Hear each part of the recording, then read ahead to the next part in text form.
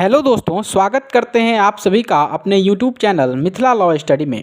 दोस्तों, आज हम लोग जानेंगे कि किस प्रकार से मुग़लों का आगमन होता है, इब्राहिम लोदी की हत्या किस प्रकार से होती है। तो चलिए दोस्तों शुरू करते हैं। और यदि लेक्चर अच्छा लगेगा तो प्लीज़ इसे लाइक करेंगे, शेयर करेंगे और सब्सक्राइब करेंगे। दोस्तों, मुग़ल वास्तव में मंगोल और तुर्क जातियों की संतान थे, क्योंकि लैंड जैसे प्रसिद्ध इतिहासकार यह मानते हैं कि बाबर, जो भारत में मुग़ल साम्राज्य का संस्थापक था, की रगों में मध्य एशिया के दो महान विजेताओं चंगेज खान मंगोल व तैमूर तुर्कद के रक्तों का सम्मिश्रण था। 1526 ईस्वी में जब बाबर ने भारत पर आक्रमण किया, उस समय भारत की राजनीतिक दशा जो थी असंतोषजनक थी। तुजुके बाबरी, जो बाबर का आत्मकथा है, और तथा अन्य ऐतिहासिक स्रोतों के आधार पर बाबर के आक्रमण के समय भारत की राजनीतिक स्थिति का वर्णन मिलता है। दोस्तों, उस समय उत्तरी भारत छोटे छोटे स्वतंत्र राज्यों के एक जमघट के समान था। वे सदा एक दूसरे से लड़ते झगड़ते रहते थे।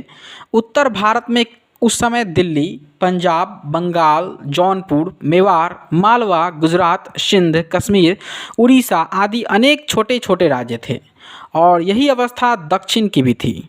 दोस्तों, अगर दिल्ली की बात करें तो दिल्ली के समय, बाबर के आक्रमण के समय दिल्ली पर इब्राहिम लोदी का राज्य था।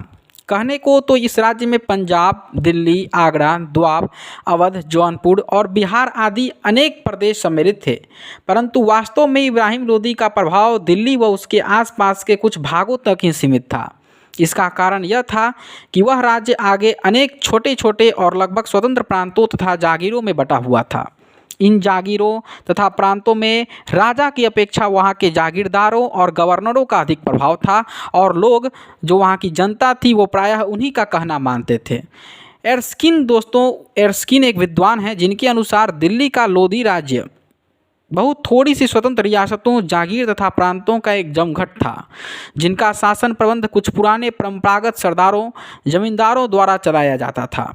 वहाँ की जनता अपने नज़दीकी गवर्नरों को, जिनके हाथ में उनका सुख दुख था, उस शासन की अपेक्षा अधिक मान्यता देती थी, जो उनसे कोसों दूर था।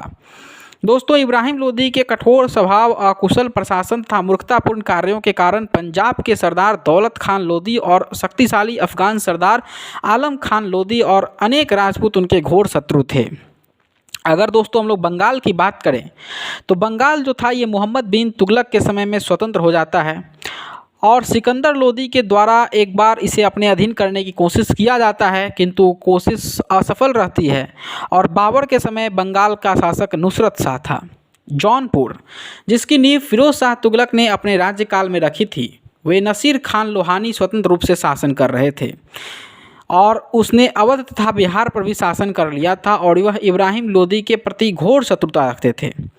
दोस्तों, राजपूताना में उस समय कई छोटे छोटे स्वतंत्र राज्य थे, जिसमें सबसे अधिक प्रसिद्ध था मेवाड़, जहाँ के शासक थे राणा सांगा, जिन्हें का वास्तविक नाम संग्राम सिंह के नाम से भी जानते हैं।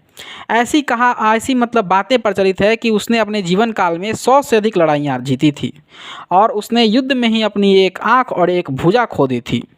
इसलिए टाड ने उसे सिपाही का अंश कहा है। यही नहीं, बाबर ने भी अपनी आत्मकथा में राणा सांगा के पराक्रमों की प्रशंसा की है। राणा सांगा इब्राहिम लोदी के प्रति घोर शत्रुता रखते थे। मालवा में महमूद खिलजी राजपूत सरदार जो थे, मेदिनी राय की सहायता से शासन कर रहे थे, लेकिन मसला ये आता है कि महमूद खिलजी जो है, ये मेदिनी राय को सत्ता से हटाने की कोशिश करते हैं, जिसके बाद मेदिनी राय जो था, वो राणा सांगा की मदद से महमूद खिलजी को मार डालता है, और बाबर के आक्रमण के समय मालवा का शासक मेदिनी राय था। गुजरात की अगर बात करें दोस्तों, तो गुजरात को जीतने का कार्य किया गया था अलाउद्दीन खिलजी के द्वारा 1297 ईस्वी में, परंतु 1401 में गुजरात जो था वो जाफ़र खान के अधीन स्वतंत्र हो गया। बाबर के आक्रमण के समय इस प्रदेश पर मुजफ्फर शाह द्वितीय का शासन था। उसे जीवन भर मालवा के मेवाड़ के शासकों से युद्ध करना पड़ा। 1520 ईस्वी में जब उसकी मृत्यु होती है, तो उसका पुत्र बहादुर शाह गद्दी पर बैठता है। सिंध की अगर बात करें दोस्तों, तो बाबर के आक्रमण के समय सिंध पर शाह बेग का बेटा शाह हुसैन राज्य कर रहा था। अब ये शाह बेग कौन है, इसकी चर्चा हम लोग अगले लेक्चर में दोस्तों करेंगे। कश्मीर की अगर बात करें तो कश्मीर 14वीं शताब्दी में शाह मिर्ज़ा के अधीन स्वतंत्र हो चुका था। बाबर के आक्रमण के समय कश्मीर में आपसी लड़ाई झगड़े के कारण अशांति फैली हुई थी। और अंत में दोस्तों हुमायूं के समय में कश्मीर जो है ये मुग़ल राज्य के अधीन हो जाएगा। उड़ीसा जो है ये एक हिंदू राज्य था जिसका उत्तरी भारत में राजनीति में कोई महत्व था नहीं, लेकिन इसने क्या किया कि बंगाल की ओर से जो मुस्लिम राज्य फैल रहे थे उसको इसने रोके रखा था।